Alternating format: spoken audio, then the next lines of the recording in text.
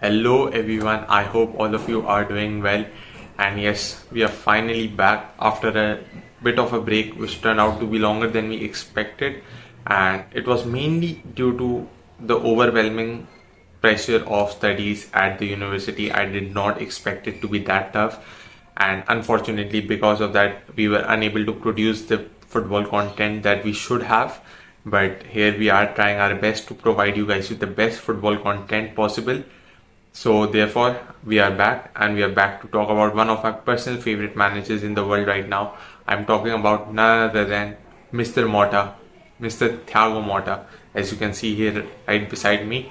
So a bit of a backstory about Thiago Motta. I first watched him at Bologna against Roma, and the main purpose of actually watching that game was to analyze the Rossi style of play, but instead Thiago Motta's style of play stood out for me, and since then I've been a huge fan of his, and I've hardly missed few games since then, and I've watched majority of the. So therefore I think the success he's enjoying at Juventus does not really come as a surprise to me, and here in this video I have listed few points that I do believe have played a very important part in him having a very successful start at Juventus. So let's get started with how Thiago Motta has made Juventus great again.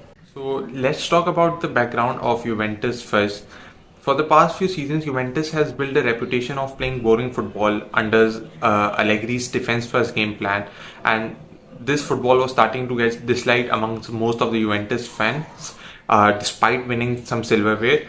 And the board also felt that now was the time for change, and they needed to bring in someone with fresher ideas. And for this reason, Cristiano Giuntoli, the sporting director of Juventus, showed his utmost trust in Thiago Motta, and on 12th of June 2024, Thiago Motta was officially announced as the new head coach of Juventus Football Club. So within few weeks after the announcement of Thiago Motta as the head coach of Juventus, Juventus went on and signed players like Douglas Luiz, Di Gregorio and Kefren Thuram. And all of this combined brought in an air of excitement amongst the Juventus fans. However, this excitement was not to last for long, as soon as the preseason started, all of this went away. As Juventus lost their first preseason game to Nuremberg, they also went on and lost against Atletico Madrid.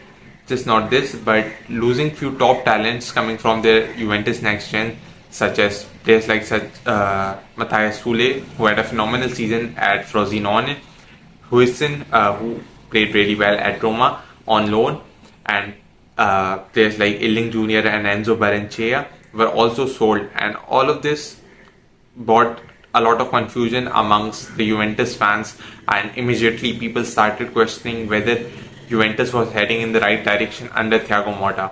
However, Thiago Motta completely silenced the doubters in the very first game of Serie A, as Juventus completely outclassed Como in that game and won 3-0. Como is obviously managed by none other than Cesc Fabregas. And just not this, but Juventus also ended the transfer window very strongly, as they completed the signings of Koop Meiners, Francisco Conceição, Nico Gonzalez and Pierre Kalulu. Kalulu and Conceição are obviously signed initially on loan, but all of this combined made Juventus really strong, and it felt like Juventus finally had a squad which was ready to compete with Inter, who are obviously the reigning champions. And since then, Juventus have won 6 games, drawn 4, and within those 10 games, Juventus have only conceded 4 goals and scored 16 goals. Juventus have done all of this while playing a very exciting brand of football, exactly what Thiago Motta was brought in for. I do apologize if there is a lot of noise in the background. And coming back to the video, I do think that how Thiago Motta has transformed Juventus in such a short time is mainly down to 3 reasons. So the first reason for Thiago Motta's success in such a short span of time is meritocracy. For all of you who aren't aware of how Thiago Motta operates, he has a very merit-based system for his team selections, and his teams are selected on the basis of players who are most willing and most hardworking in training. The best part of all of this is he isn't afraid to bench the bigger players and start with few surprising players, and this has paid so well so far, as players such as Mbangula and Savona and few other players as well from the next gen have broken into the first team and are doing pretty well so far. And this system is pretty interesting in my opinion, because not many managers in the world apply this system, and this is something that I believe makes Thiago Motta a really standout manager in my opinion.